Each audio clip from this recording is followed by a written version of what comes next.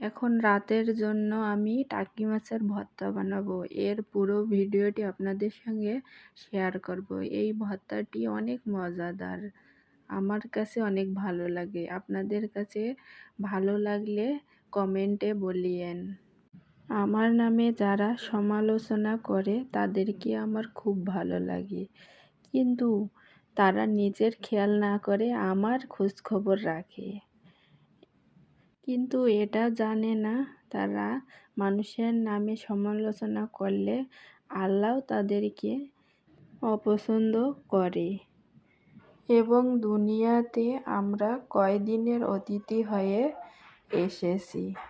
তাই মানুষের নামে সমালোচনা না করে আল্লাহর কাজ করি, তাহলে আল্লাহ এবং মানুষ দুজনেই আমাদেরকে পছন্দ করবে।